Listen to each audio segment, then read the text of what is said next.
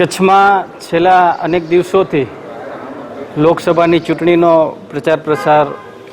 અમે ચાલુ કર્યો છે અને જે પ્રકારે દરેક જગ્યાએ મંદિરોની અંદર અનેક ધર્મસ્થાનોની અંદર દેવદર્શનના કાર્યક્રમો પણ અમે કરી રહ્યા છીએ। આજે ભુજ સ્વામિનારાયણ મંદિર મણિનગર ગાંધી સંસ્થાનના જેમના દર્શન કર્યા હતા, ત્યારબાદ કાળો ડુંગર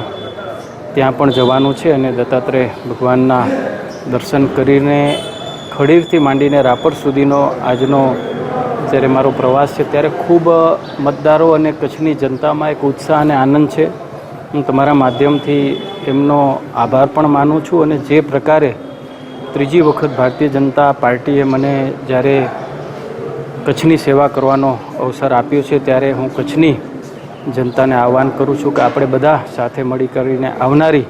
લોકસભાની ચૂંટણીની અંદર આ પર્વની અંદર આપણે ખૂબ ઉમંગ સાથે આ લોકશાહીના પર્વને આપણે બધા ઉજવીએ એવી પણ હું સૌ કચ્છની અને મોરબીની જનતાને અપીલ કરું છું। 10 વર્ષની અંદર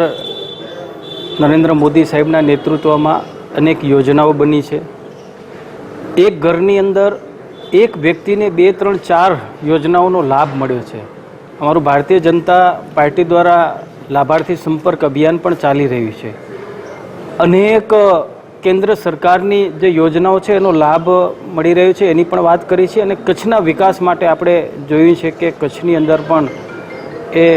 રેલવે હોય, એ રોડ રસ્તાનું કામ હોય, ટુરિઝમ હોય, એગ્રીકલ્ચર હોય, ઉદ્યોગ હોય, દરેક બાબતની અંદર વિકાસ થયો છે અને આવા નાના મોટા અનેક કચ્છના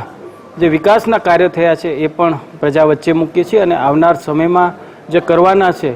એની પણ સંપૂર્ણપણે વિશ્વાસ અને ખાતરી